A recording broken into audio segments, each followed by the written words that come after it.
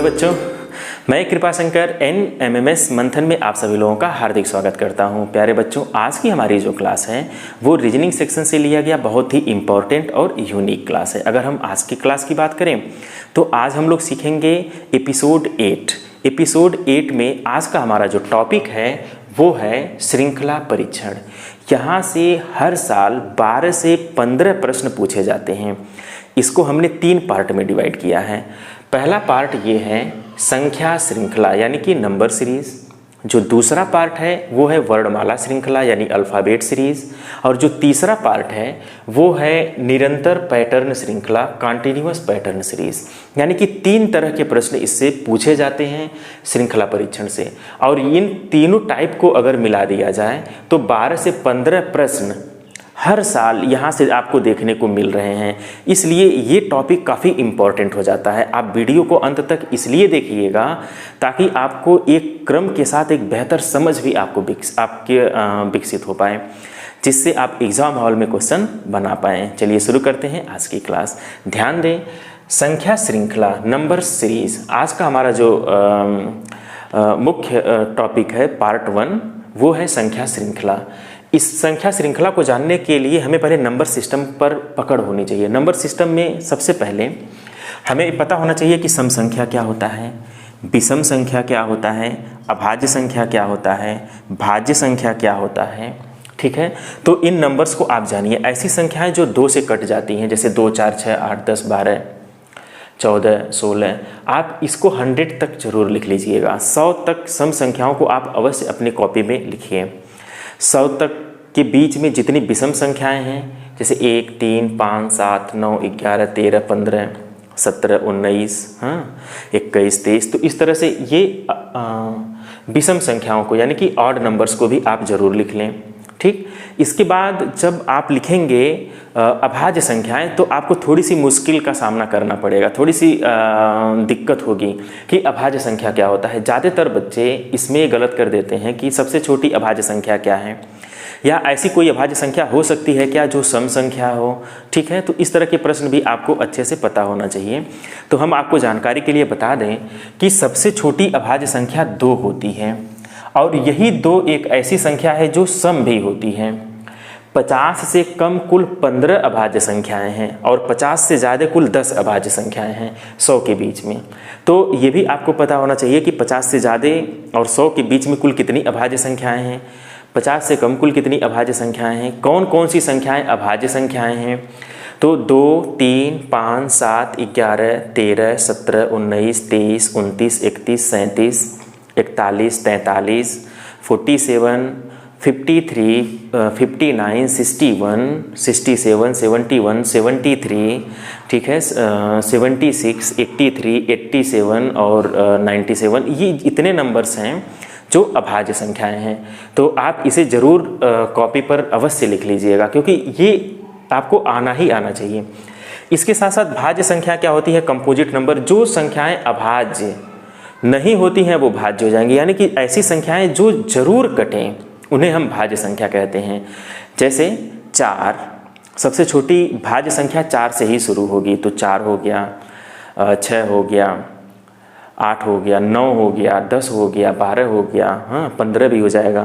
तो इस तरह से ये सब भाज्य संख्याएं हैं यानी कंपोजिट नंबर। अब सबसे इम्पॉर्टेंट चीज़, आपको वर्ग कहाँ तक याद होना चाहिए, कम से कम 1 से लेकर 30 तक की संख्याओं का वर्ग आपको जरूर याद होना चाहिए। ठीक है, जैसे वर्ग के लिए देखिए 1 का वर्ग 1 गुणे 1 करेंगे तो मिल जाएगा, 2 का वर्ग 2 गुणे 2 करेंगे तो मिल जाएगा, 3 का वर्ग 3 गुणे 3 करने से मिल जाएगा। ऐसे ही आप 30 तक की संख्याओं का वर्ग पहले लिख लीजिए। लिखने के बाद आप उसे एकदम तैयार करिए, जवान पे आपके होना चाहिए। 31 के वर्ग की बात करें तो आप देखिए 30 और 31 दोनों को जोड़ेंगे तो 61 हो जाएगा। 30 का वर्ग होता है 900, 900 में 61 जोड़ेंगे तो 961 31 का वर्ग हो जाएगा।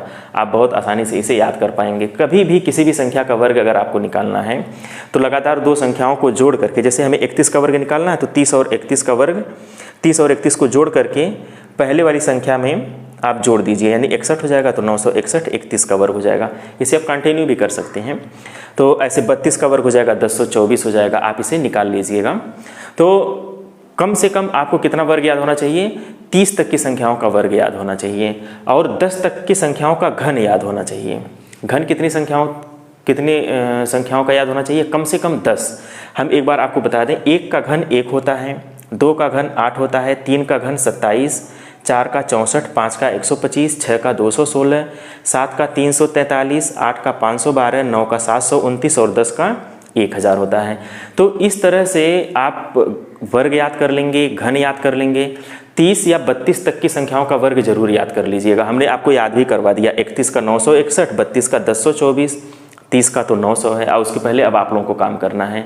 अगर आपको यहाँ तक की संख्याओं का वर्ग पता है तो आप यकीन मानिए आपको यहाँ से प्रॉब्लम करने में ज़रा सा भी समस्या नहीं आएगी। अब हम लोग शुरू करते हैं जो प्रॉब्लम प्रीवियस ईयर में पूछे गए हैं या ऐसे प्रॉब्लम्स को जिसकी ज़्यादातर संभावना है आगे आने की, तो उन प्रॉब्लम को हम लोग डिस्कस करते हैं। हाँ, ध्यान दें, पार्ट फर्स्ट संख्या श्रृंखला यानी नंबर सीरीज़। नंबर सीरीज़ पे कैसे प्रश्न पूछे जा रहे हैं, जितने भी इम्पोर्टेंट प्रश्न पूछे गए हैं उन सारे प्रश्नों का हम कलेक्शन आप लोगों को के सामने लाए हैं। आप वीडियो को अंत तक जरूर देखिएगा जिससे आपको एक बेहतर समझ विकसित हो पाए। चलिए शुरू करते हैं नंबर सीरीज़। ध्यान से देखें, आज का जो पहला प्रश्न है, पहला क्वेश्चन है वो है 16 यानी 16, 64, 25, 125, 36, 216, 49। जब आप इस नंबर को ध्यान से देखेंगे तो आपको पता चलेगा कि ये नंबर्स जो हैं या तो वर्ग हैं या तो घन हैं, यानी कि वर्ग और घन दोनों दिए हुए हैं। तो इसमें कुछ वर्ग भी हैं और कुछ क्या हैं, घन भी हैं। तो जैसे ये वर्ग है तो ये किसका वर्ग है, ये 4 का वर्ग है। और 64 जो होता है ये वर्ग नहीं, ये घन है। ये किसका घन है, तो ये 4 का घन है। फिर 25 किसका वर्ग है, 5 का वर्ग है। और 125 किसका घन है, 5 का क्यूब यानी कि 5 का घन है। ऐसे ही आप देख रहे हैं कि 36 लिखा है तो ये 6 का वर्ग होगा। और 216 क्या होता है, 6 का क्यूब होता है। ठीक है, अभी मैंने आपको बताया कि आप वर्ग और घन दोनों अच्छे तरह से तैयार कर लें। वर्ग जो है आप कम से कम 30, 31, 32 तक के संख्याओं का वर्ग आपके जबान पे याद होना चाहिए और घन जो है वो 10 तक की संख्याओं का। देखिए वहीं से क्वेश्चन पूछा हुआ है। अब ये लिखा हुआ है 7 का वर्ग, तो अब आपको पता चल गया होगा कि 7 का वर्ग लिखा है तो यहाँ पे कौन सी संख्या आ जाएगी, यहाँ पे आ जाएगी 7 का क्यूब। अब 7 का क्यूब अगर आपको पता है तो आप यहाँ लिख दीजिए और अगर नहीं पता है तो आप पहले याद कर लीजिए। ठीक है, सेकेंड क्वेश्चन, इसका यही आंसर हो जाएगा। सेकेंड क्वेश्चन ये है 4, 16, 36, 64। अब आप देख पा रहे होंगे कि यहाँ भी चीज़ें वही हैं, वर्ग ही लिखा हुआ है। तो 4 किसका वर्ग है, 2 का वर्ग है। ठीक, 16 किसका वर्ग है, ये है 4 का वर्ग। 36 किसका वर्ग है, 6 का वर्ग है। 64 8 का वर्ग है।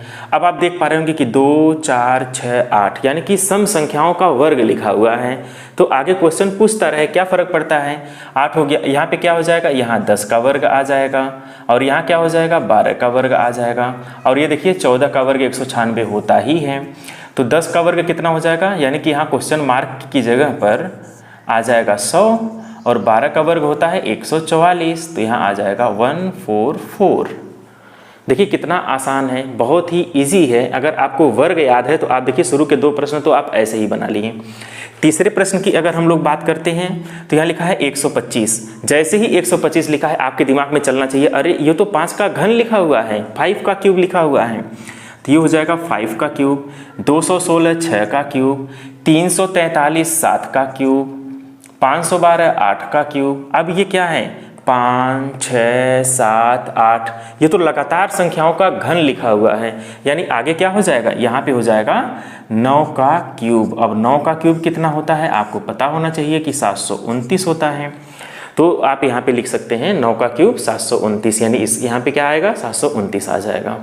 बस आपको अगर क्यूब पता है, देखिए आप तुरंत इतने सारे प्रश्नों के आंसर आप कितने समय में दे रहे हैं, 1 मिनट से भी कम आपको लग रहा है। मात्र 10 से 15 से 20 सेकंड के अंदर आप आंसर कर पा रहे हैं। चौथा क्वेश्चन देखिए, ये इंपॉर्टेंट क्वेश्चन है। ऐसे प्रश्न चौथा और पांचवा हमने ऐसा प्रश्न इसलिए सेलेक्ट कर लिया है ताकि ऐसे प्रश्न हर साल एक प्रश्न दे रहा है, इसलिए आप इसको खूब ध्यान से देखें। कोई भी संख्या जब भी नंबर सीरीज दे तो अगर पहला अंक जो है 10 से कम रहे, पहला अंक कितना रहे 10 से कम, दूसरा 20 और 30 के बीच में, और तीसरा 60 के ऊपर चला जाए या 60 आ जाए, तो तुरंत आप सतर्क होइए कि ये घन लिखा हुआ है या घन से हमारा काम बनेगा। जैसे देखिए पहला 10 से कम है, दूसरा 20 से ज़्यादा है, और तीसरा देखिए 60 पे आ गया।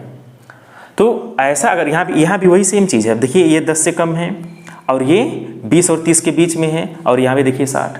तो ये दोनों क्वेश्चन का एक ही पैटर्न बनेगा, और ऐसे बहुत सारे क्वेश्चंस आपको मिलेंगे देखने को। तो आप वहाँ पे घन का यूज करें। जैसे ये 6 लिखा है, तो ये किसके घन से कम है? 2 के घन से ये कम है, तो ये क्या है? 2 का घन लिखेंगे 8, और उससे कितना कम है? 2 कम है। 24, 3 का क्यूब लिखिए, और 3 का क्यूब होता है 27, 27 से कितना कम है? 27 से 24 कितना कम है? 3 कम है। तो ये 2 कम है और ये 3 कम है। और ये देखिए 4 का क्यूब 64, 64 से 60 कितना कम है? 4 कम है। तो पहले 2 कम था, फिर 3 कम हुआ, फिर 4 कम हुआ। अब क्या है? अब ये जो है 5 का क्यूब 125, 125 से कितना कम हो जाएगा? 5 कम हो जाएगा। अब ये 6 क्यूब में से 6 कम हो जाएगा, 6 क्यूब 216, देखिए 210 है। ये 7 क्यूब, 7 का क्यूब कितना होता है? 7 का क्यूब होता है 343, और 343 में से ये कितना कम हो जाएगा? 343 में से ये 7 कम हो जाएगा। ऐसे ये 8 का क्यूब माइनस कितना कम हो जाएगा? 8 कम हो जाएगा। यानी जिसका क्यूब करेंगे वही कम कर देना है। जैसे 5 का क्यूब कर रहे हैं तो 5, 6 का क्यूब तो 6, 7 का क्यूब तो 7, 8 का क्यूब करेंगे तो 8 के क्यूब में से 8 घटा देंगे, तो 8 का क्यूब कितना होता है? 512। 512 में से आप 8 घटा दीजिएगा तो कितना मिल जाएगा? 512 में से 8 जाएगा 504 हो जाएगा। तो इस तरह से देखिए कितना अच्छा क्वेश्चन था ये चौथा। 5वें क्वेश्चन को अगर आप देखें तो ये क्वेश्चन आप खुद लगा सकते हैं, आप एक बार ना हो तो इसे ट्राई भी करें। ठीक, जैसे ये 4 हैं तो ये 2 के क्यूब से कितना कम हो जाएगा? 2 के क्यूब से ये 2 का क्यूब 8 होता है, 8 से ये 4 कम है। ये है 23, ये 3 के क्यूब से कितना कम हो जाएगा? ये भी 4 कम है। ये 60 है तो ये 4 के क्यूब से 4 कम है।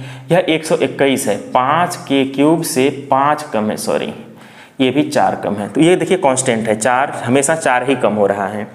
तो यहाँ पे क्या आ जाएगा? 6 का क्यूब करिएगा माइनस 4 कर दीजिएगा। यहाँ क्या हो जाएगा? 7 का क्यूब माइनस 7। अब ये कितना होगा आप लोग इसे कैलकुलेट कर लीजिएगा और उसे लिख दीजिएगा। आप 6 का क्यूब लिखिएगा माइनस 4 करिएगा, 7 का क्यूब लिखिएगा माइनस 7 करिएगा, वही आंसर हो जाएगा।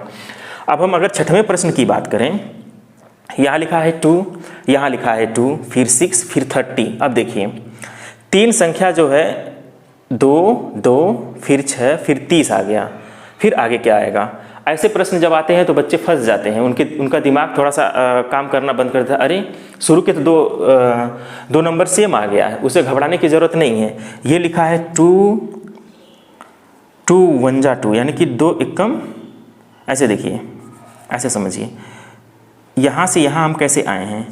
2 एकम 2, यहाँ से यहाँ कैसे आए हैं? 2 तिहाई 6, ठीक है। यहाँ से कैसे गए हैं? 2 तिहाई 6, अब यहाँ 6 है ना, 6 5 30। अब देखिए यहाँ 2 था तो 2 एकम 2, फिर यहाँ 2 था तो 2 तिहाई 6, अब यहाँ 1 है, 3 है, 5 है, तो अब क्या आएगा? अब यहाँ 30 है तो यहाँ से यहाँ जाने के लिए 30 तो रहेगा ही, 1 3 5, अब यहाँ गुणा किससे करेंगे? 7 से करेंगे, तो 7 त्रिक 21। देखिए ये क्वेश्चन कितना टिपिकल है, आसान क्वेश्चन नहीं है। यहाँ पे बच्चा कंफ्यूज हो जाएगा कि यहाँ पे कैसे हम इसको सॉल्व करें। तो 2 1 जा 2, यानी कि 2 एकम 2, फिर यहाँ 2 है तो यहाँ 2 लिख दिया, 2 तिहाई 6, यहाँ 6 है तो यहाँ 6 आ गया, अब यहाँ 3 आया था तो फिर 5 हो गया, तो 6 5 30। अब यहाँ 30 है तो यहाँ 5 था तो फिर 7 से गुणा कर देंगे, और एक क्वेश्चन मार्क और भी लगा सकता है, ठीक है ना। तो यहाँ पे क्या हो जाएगा? यहाँ 210 हो जाएगा, फिर 7 210 गुणे 9 कर देंगे, वो आंसर आ जाएगा। तो अगर आपको पैटर्न समझ में आ गया तो फिर कोई समस्या नहीं है, आप तेज़ी से काम करते चले जाएंगे। 7वें प्रश्न की अगर हम बात करें तो देखिए ये लिखा है 12 3 36। अरे 12 का 3 में गुणा करेंगे 36 आ जाएगा, बहुत अच्छी बात है। 36 चौक के 144, ये तो क्वेश्चन बहुत इजी हो गया। 144 गुणे 5 कर देंगे, यहाँ आंसर आ जाएगा। तो यहाँ क्वेश्चन मार्क की जगह पर क्या आ जाएगा, 144 गुणे 5। अब जितना आ जाएगा वो आंसर हो जाएगा। तो आप यहाँ गुणा करके आंसर लिख लीजिएगा। 8वें क्वेश्चन की अगर हम बात करें तो ध्यान से देखें, ये 27 है, ये 26 है, 28 है, 25 है, 29 है, 24 है, 2 क्वेश्चन मार्क। देखिए कभी कभी क्या होता है कि जो सीरीज चलती है उसमें एक ही सीरीज में 2 सब सीरीज होती है, यानी कि 2 छोटे छोटे सीरीज चलती हैं। जैसे यहाँ पे आप देख पा रहे होंगे कि ये 27 है तो ये 28 है, 28, 29, इसका मतलब यहाँ क्या हो जाएगा, यहाँ 30 हो जाएगा। सिंपल सी बात है, बहुत ही आसान सीरीज थी। नीचे वाली सीरीज क्या है, ये देखिए घट रही है, ये 26 है तो ये 25, 24, तो यहाँ क्या आ जाएगा, 23 आ जाएगा। तो ऊपर वाली सीरीज क्या है, इंक्रीजिंग है, +1 है, और नीचे वाली सीरीज क्या है, डिक्रीजिंग है, -1 है। तो कभी कभी एक ही सीरीज में 2 सब सीरीज होती हैं, उन्हीं सब सीरीज को हमें फाइंड आउट करना होता है। तो इस चीज़ का विशेष ध्यान रहे। 9वां क्वेश्चन की अगर हम बात करें तो ये लिखा है 13, 20, 28, 37, 47, 58 क्वेश्चन मार्क। अब देखिए 13 से 20 कैसे आया, 13, 7, 20, और 20 से 28 कैसे आया, 8 जोड़ेंगे। तो देखिए कभी कभी क्या होता है ना कि आप डिफरेंस निकाल करके भी काम कर लेते हैं। तो इसमें से इसको घटाएंगे 7 आ जाएगा, इसमें से इसको घटाएंगे तो 8 आ जाएगा, हाँ इसमें से इसको घटाएंगे तो क्या आ जाएगा, 9 आ जाएगा। इसका मतलब ये हुआ, इसको घटाएंगे तो 10 आ गया, इसको घटाएंगे तो 11 आ जाएगा, और इसको जब घटाएंगे तो क्या आ जाएगा, 12। यानी कि इसमें अगर हम 12 जोड़ देते हैं तो यहाँ का संख्या हमें मिल जाएगा। तो 8, 2, 10 के 0 हो जाएगा, और 5 और 1, 5, 1, 6 और 1, 7। तो यहाँ पे क्या संख्या आ जाएगी, 70 आ जाएगी। तो 58 और 12 जोड़ेंगे तो 70 हो जाएगा। तो देखिए कितना आसान है। देखिए इसमें क्या करना है, आपको पहले वर्ग याद रहना चाहिए, ठीक है। अगर आपको वर्ग याद है, घन याद है, तो ज़्यादातर आप कई सारे सीरीज वर्ग और घन की कर लेंगे। वर्ग और घन एकदम अच्छे तरह से याद होना चाहिए, ताकि आप देखते ही जान जाएं कि कौन ये वर्ग वाली पैटर्न है या घन वाला पैटर्न बन रहा है। उसके बाद आपको डिफरेंस चेक करना चाहिए, ठीक है। घन में मैंने कुछ 1-2 टाइप और बता दिया था। अब देखिए ये सब डिफरेंस सीरीज़ हैं, तो जब डिफरेंस सीरीज़ बहुत दिक्कत नहीं होती है। कभी कभी क्या होता है, डिफरेंस करके कुछ जोड़ा रहता है, कुछ घटाया रहता है, किसी संख्या से गुणा किया रहता है, बस यही होता है। डिफरेंस सीरीज़ बहुत ईजी होती है, और डिफरेंस हमेशा चेक करना चाहिए। कोई भी सीरीज रहे पहले आप डिफरेंस ज़रूर चेक करें, ठीक है। यहाँ पे आएँ, अगर हम बात करें 10वें क्वेश्चन की आज के, तो 10वां प्रश्न कह रहा है कि 4, 5, 7, 10, 14। पहले देखिए 4, 1, 5, तो ये डिफरेंस हमेशा ध्यान देना चाहिए। तो यहाँ पे 1 का डिफरेंस है तो +1, यहाँ पे कितने का डिफरेंस है, +2, यहाँ पे +3, यानी कि 7, 3, 10, 10, 4, 14। अब 14 और 14 में 5 जोड़िए तो यहाँ क्या आ जाएगा, 19 आ जाएगा।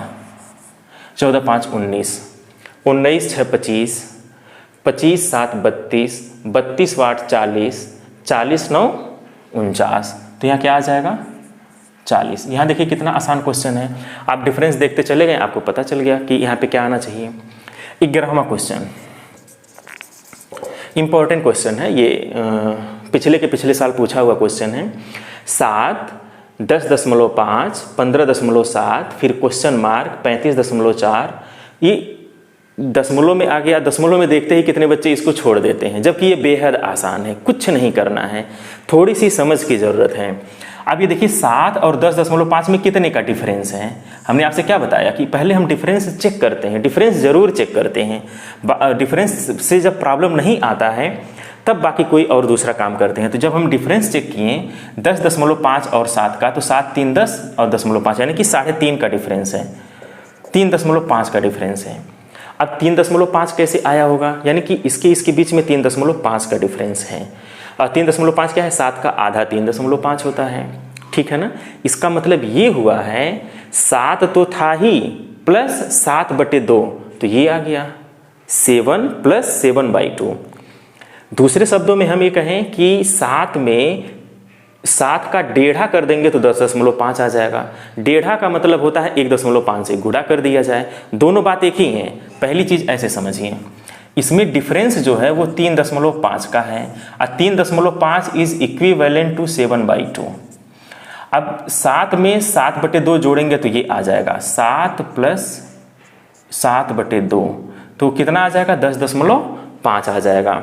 अब 7 प्लस 7/2 का मतलब होता है कि 7 का 1/2, 7 और 7.5, ठीक है ना, 7 प्लस 7 का हाफ, इसका मतलब 7 का 1/2 10.5। अब 10.5 का 1/2 कितना हो जाएगा 15.7 हो जाएगा। अब 15.7 का 1/2 मतलब हो जाएगा 1.5 से गुणा कर दीजिए। तो यहाँ का नंबर पाने के लिए आपको क्या करना पड़ेगा, 15.7 गुणे 1.5, जितना आएगा वो यहाँ का नंबर हो जाएगा। 53.1 यहाँ का नंबर निकालना है तो 53.1 गुणे 1.5 कर दीजिए। सबसे आसान तरीका यही है, ठीक है। तुरंत आप आंसर लिख देंगे, बस आपको केवल क्या करना रहेगा, मल्टीप्लाई करना। अब ये मल्टीप्लाई तो आपको करना पड़ेगा, ठीक है ना। आप उसका मल्टीप्लाई करिए और आंसर लिख दीजिए। क्या आंसर आएगा आप कमेंट बॉक्स में भी लिख करके बता सकते हैं। 12वें प्रश्न की अगर हम बात करें, कह रहा है कि 1, 2, 4, 7, 11, 16, देखिए 2 क्वेश्चन मार्क लगाया हुआ है। अब आप समझिए यहाँ पे क्या हुआ होगा, 1 में 1 जोड़ेंगे तो 2 हो गया, 2 में 2 जोड़ेंगे तो 4, 4 में 3 जोड़ेंगे तो 7, 7 में 4 जोड़ेंगे। अब आपको सीरीज पता चल गई होगी, 7 में 4 जोड़ेंगे तो 7 4 11, 11 में 5 जोड़ा गया है। अब 16 में क्या जोड़ा जाएगा, 6 जोड़ा जाएगा तो कितना हो जाएगा 22 हो जाएगा। 22 में क्या जोड़ा जाएगा, 7 जोड़ा जाएगा, ठीक है, तो 7 2 9 29 हो जाएगा। तो इस तरह से देखिए ये सीरीज बनी हुई है। 13वां क्वेश्चन, ठीक है, 13वां क्वेश्चन काफ़ी इंपॉर्टेंट प्रश्न है, इसको ध्यान से सुनने की जरूरत है। अगर हम 13वें प्रश्न की बात करें, लिखा है 0, 3, 12, 27, 48, 75 क्वेश्चन मार्क और 147। देखिए यहाँ भी वही काम करना है, यहाँ भी डिफरेंस। अब यहाँ पे डबल डिफरेंस हम चेक करेंगे, पहले तो डिफरेंस कर लेते हैं। इसमें जब डिफरेंस करेंगे तो 3 का डिफरेंस आएगा, इसका डिफरेंस निकालेंगे तो 12 में से 3 जाएगा 9 आ जाएगा, 27 में से 12 जाएगा 15, 48 में से 27 जाएगा 21, अब 75 में से 48 जाएगा तो 27, ठीक है ना। अब यहाँ पे क्वेश्चन मार्क लग गया, यानी यहाँ समस्या आ गई है। अब क्या किया जाए, देखिए यहाँ से 6 का इसके बीच में कितने का अंतर है, 6 का। 9 से 15 के कितने का अंतर है, 6 का। 15 से 21 में कितने का अंतर है, 6 का। 21 से 27 में 6 का अंतर है। इसका मतलब ये हुआ कि 27 में 6 जोड़ दीजिए, 27 में 6 जोड़ेंगे तो 7 7 6 13, 33 हो जाएगा। कितना हो जाएगा, 33। अब 33 75 में अगर हम जोड़ देते हैं, 75 प्लस 33, तो 75 में 33 जोड़िए, 5 3 8, 7 3 10, 108 आ जाएगा। क्या आ जाएगा, 108। अब देखिए वही सेम सिचुएशन यहाँ बनेगा, 108 और 75, इसका जब डिफरेंस निकालेंगे तो कितना आ जाएगा, 33 आ जाएगा। और 27 और इसमें फिर 6 का डिफरेंस आ जाएगा। यानी ये पैटर्न आपको समझ में आ गया होगा कि 27 प्लस 6 यही डिफरेंस आना चाहिए। तो 27 और 6 33, 33 75 में जोड़ दीजिए, यहाँ का नंबर मिल जाएगा। अब आप यहाँ बताइए यह 147 कैसे आया होगा। इसी प्रोसेस को अगर आप कंटिन्यू कर दें तो आपको ये पता चल जाएगा कि 147 कैसे आया होगा। जैसे 33 में 6 जोड़ दीजिए, चूंकि 6 का डिफरेंस होना चाहिए, तो 33 में 6 जोड़ दीजिए, 39 हो जाएगा। 39 आप 108 में जोड़ दीजिए तो 39 9 8 17 यानी 147 आ जाएगा। तो एक सीरीज कंटिन्यू हो गई। यहाँ पे डबल डिफरेंस हमको चेक करना पड़ा। खूब ध्यान से देखें, 14वां क्वेश्चन भी काफ़ी इंपॉर्टेंट प्रश्न है, इसलिए इसको भी ध्यान से देखने की ज़रूरत है।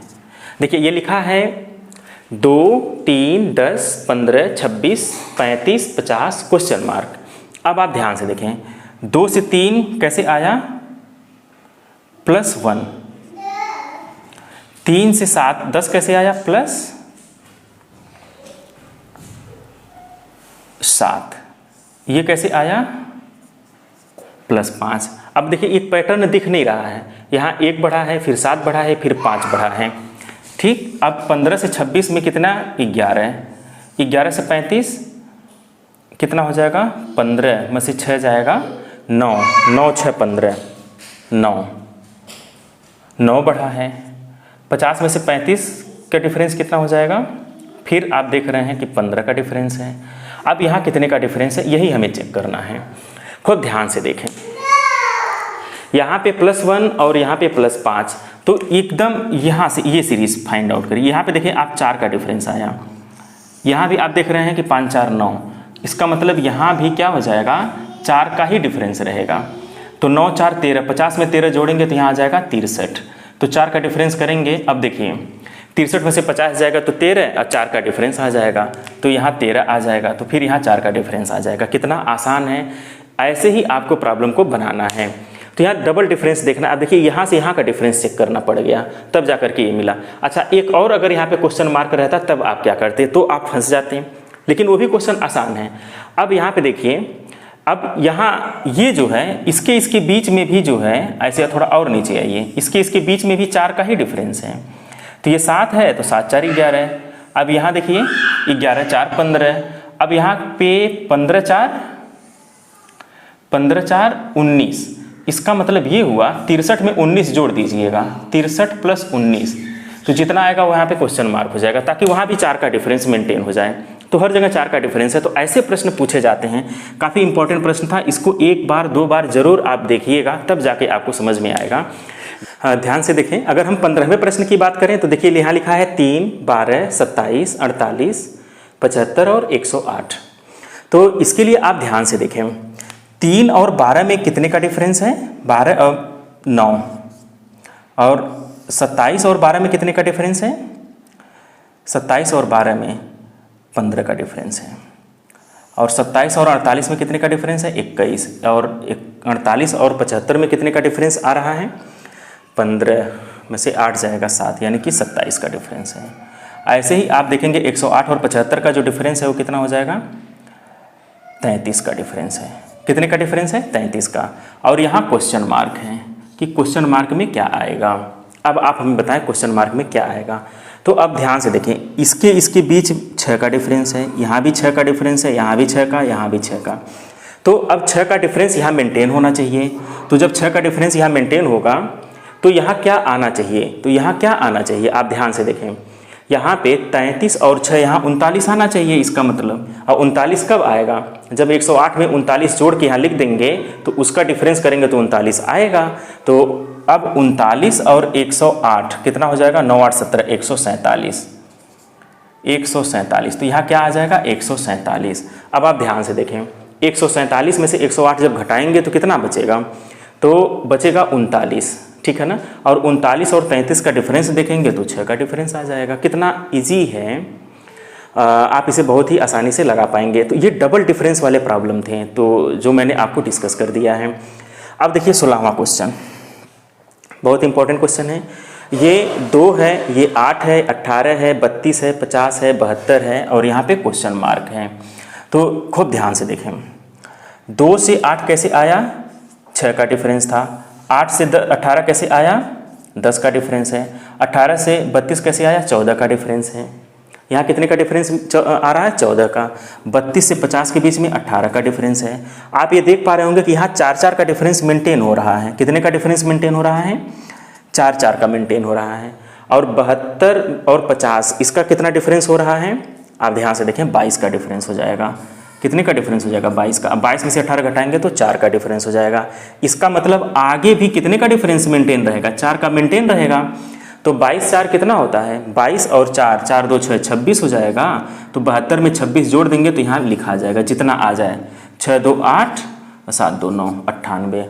तो यहाँ पे क्या आ जाएगा, 98 आ जाएगा। अब आपको समझ में आ गया होगा कि जो डबल डिफरेंस वाले प्रॉब्लम है उसको कैसे सॉल्व करना है। तो आप पहले एक बार डिफरेंस चेक कर लीजिए, फिर एक बार पुनः उसमें देखिए वो समान डिफरेंस आपको दिखेगा, और वो समान डिफरेंस अगली संख्या में जोड़ करके, जैसे यहाँ पे ये 4 का डिफरेंस है तो यहाँ 22 है, तो 4 का डिफरेंस है तो यहाँ 26 होना चाहिए। अब ये 26 इसमें जोड़ के यहाँ लिख दीजिए, यही काम ऊपर किया गया है। तो आपको डबल डिफरेंस वाले प्रॉब्लम भी समझ में आ गए होंगे। और यहाँ से बहुत ज़्यादा क्वेश्चन बोर्ड इस NMMS एग्ज़ाम में पूछे जा रहे हैं, इसलिए आप इस पर अच्छी प्रैक्टिस करके ही एग्ज़ाम हॉल में जाइएगा। देखिए 17वां क्वेश्चन, ये बहुत ही अच्छा क्वेश्चन है क्योंकि यहाँ पे पहले ही क्वेश्चन मार्क लगा दिया है। यहाँ भी क्वेश्चन मार्क है और यहाँ भी क्वेश्चन मार्क है। अब इस प्रॉब्लम को कैसे सॉल्व करना है, खूब ध्यान से देखें। ये 1 है, 1 को भी छोड़ दीजिए क्योंकि ये वर्ग और घन दोनों हो सकता है, लेकिन 64 को देखिए ये घन है, तुरंत लिख दीजिए ये 4 का घन है। कहीं पे भी घन और वर्ग के प्रॉब्लम आए तुरंत लिख दीजिए, तुरंत आपको समझ में आने लगेगा कि हो क्या रहा है। ये 2 का वर्ग है, ये 3 का घन है, ये 3 का वर्ग है, क्वेश्चन मार्क के छोड़ दीजिए, 4 का वर्ग है, 1 को छोड़ दीजिए, ये 5 का वर्ग है। अब आप ध्यान से देखें, ये 5 का वर्ग है, अब 1 छोड़ दीजिए तो ये 4 का वर्ग है, फिर 1 छोड़ दीजिए 3 का वर्ग है, फिर 1 छोड़ दीजिए 2 का वर्ग है, फिर 1 छोड़िए यह 1 का वर्ग है। ये इतनी चीज़ क्लियर हो गई। अब जो है ये घन होगा, क्वेश्चन मार्क जहाँ पे लगा है यहाँ पे घन होगा, और ये घन है तो ये 4 का घन है और ये 3 का घन है, ठीक है ना। तो ये किसका घन होगा, ध्यान से देखें, ये 4 का घन है, ये 3 का घन है, तो यहाँ पे क्या होगा 2 का घन होगा, और यहाँ क्या होगा 1 का घन होगा। एकदम क्लियर हो गया। अब पहले क्या हो जाएगा, जब ये 4 का घन है तो यहाँ पे 5 का घन आएगा, 5 का घन, अब 5 का घन कितना होगा 125, और यहाँ क्वेश्चन मार्क था 2 का घन, तो यहाँ पे क्या आ जाएगा 8 आ जाएगा। इसका मतलब यहाँ 125 हो जाएगा और यहाँ 8 आ जाएगा। ये ऑप्शन जिस भी ऑप्शन में रहेगा उसे आप टिक कर दीजिएगा। देखिए कितना आसान है, वर्ग और घन के जो भी प्रॉब्लम है आप ऐसे ही लगा लीजिएगा, ठीक है। 18वां प्रश्न हम आप लोगों को दे रहे हैं कि आप इसे सॉल्व करिएगा, खुद सॉल्व करिएगा और ये बताइएगा कि कैसे ये सॉल्व होगा, और इसका आंसर आप कमेंट बॉक्स में ज़रूर दीजिएगा ताकि हमें पता चल पाए कि आप वीडियोज़ को अंत तक देख पा रहे हैं। इसलिए आप इसके प्रॉब्लम को लगाइएगा। यहाँ भी ये डिफरेंस वाला प्रॉब्लम है तो आसानी से ये लग जाएगा। यहाँ पे थोड़ा सा मिसप्रिंट हुआ है, तो ये 24 है, ठीक है ना, 24 है और ये 20 है, ठीक है। तो एक बार आप इसका स्क्रीनशॉट भी ले लीजिए।